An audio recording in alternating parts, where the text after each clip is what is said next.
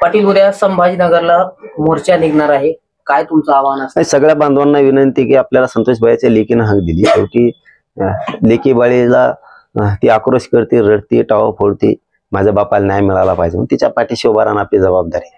एक दिवस सगळ्यांनी कामं बंद ठेवले काय फरक पडत नाही. आता काही काही ठिकाणी काय झालं माहितीये का, लोकांनी सर्व राजकीय पक्ष असं म्हणलं की लोक जरा कणत, पण तरी बाबा जाऊ द्या ना, लेकरा बाळाच्या न्यायासाठी काय होतं असलं म्हणून आपण गेलं पाहिजे, आलं पाहिजे, सगळ्यांनी यायचं, समाज म्हणून जायचं. मी समाज म्हणूनच येतो.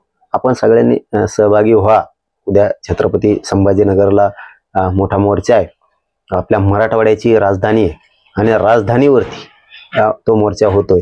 तर आपण सगळ्यांनी या आणि संतोष भाईला न्याय मिळेल, सोमनाथ सूर्यवंशीला न्याय मिळेल, या दृष्टिकोनातून आपण तो विचार समोर ठेवून आपण गरिबाच्या न्यायासाठी सगळेजण संभाजीनगरला जाऊयात. मी पण जाणार आहे, आपणही या सगळेजण.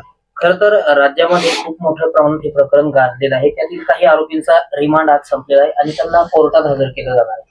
नाही, नुसते ने आण करून एका दिशाभूल करायला नाही पाहिजे आणि होणार बी नाही. म्हणजे आम्हाला काही शंका असण्याचं कारण नाही. मुख्यमंत्र्यांनी शब्दच दिलेला आहे की यांना सगळ्यांना फासावर लटकूस तर सोडत नाहीत आम्ही, म्हणून शंका असण्याचं कारण नाही. पण ते उगाच मोबाईल फेकून दिले, सापडानातच आणि हेच नाही तेवच नाही, हे बहाणे नको. जनमत काय म्हणतंय की जे खून करायला गेले, जे खंडणी मागायला गेले, या दोन्ही टीमांना कोणी पाठवलं हा मेन गुन्हेगार खरा हे. कारण जो खून करतो, खंडणी मागतो, त्यापेक्षाही जास्त सामूहिक कट रचून संघटित गुन्हेगारी करून घेणारा हा महागुन्हेगार असतो. हे सुटता कामा नाही. खंडणीतल्या आरोपी हेच खुनात आहेत, हे संगनमत आहे. जरी तो प्रत्यक्ष तिथं नसला तरी त्यांनी घडून आणला हा खून. आणि खून करताना तो प्रत्यक्ष होता का नाही हे आपल्याला माहित नाही, पण तपास यंत्रणेने काम करताना चांगलं केलेलं आहे. पण पुढच्या काळात यातला काही अभावानं चार्जशीट मध्ये उल्लेख नाही आला असं होता कामा नये. ते हा नव्हता आणि ते सापडले नाही, हे पुरावे सापडले नाही, हे नाटक आम्ही सहन करणार नाही. शेवटी मग राज्यात उद्रेकाची भावना तयार होईल आणि लोक चिडतील. त्यामुळे आज मुख्यमंत्री फडणवीस साहेबांमुळे मराठा शांत आहे. त्यामुळं यातला एकही आरोपी कोणताही सुटता कामा नाही. ही खूप मोठे रॅकेट आहे, खूप मोठी साखळी. यांना सांभाळणारे राहिले धरायचे, आणखी लय प्रकार राहिलेत. यांनी आता तर ती प्रॉपर्टी इतकी आहे, त्या सरमाडची का कोणाची काय आडनाव आहे, सरमाड का करमाड, त्याची एवढी प्रॉपर्टी, एवढी त्याला काय करायचं इतके,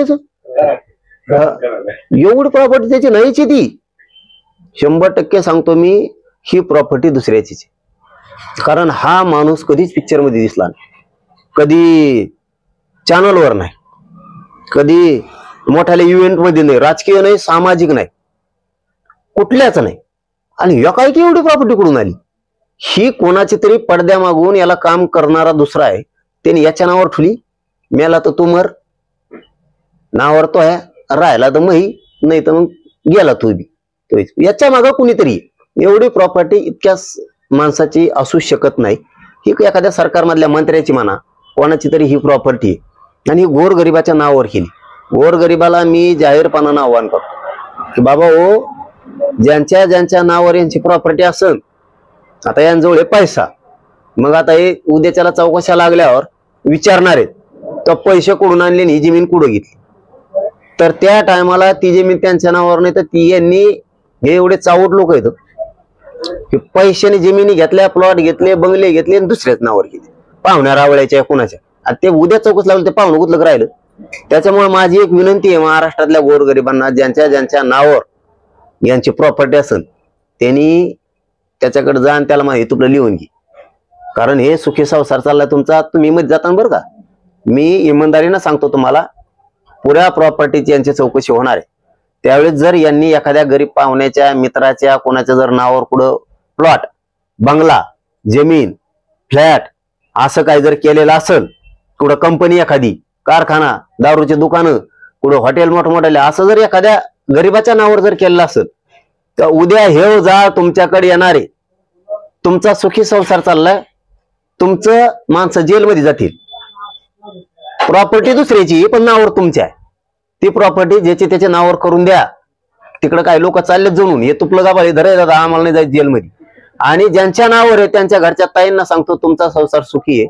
तुमच्या मालकाच्या नावावर जर कोणी जमीन केलेली असली किंवा काही जागा केलेली असली प्लॉट काही यांनी या चोट्ट्यानी काड्या खंडणी चोट्ट्यानी, तर तुमच्या नवऱ्याला सांगा लवकर पळ आणि ती त्यांच्या नावावर करून दे तिकडं. मग जाऊ दे त्यांच्या नावावर. तुमच्या काळात होता लोकांचं लफड.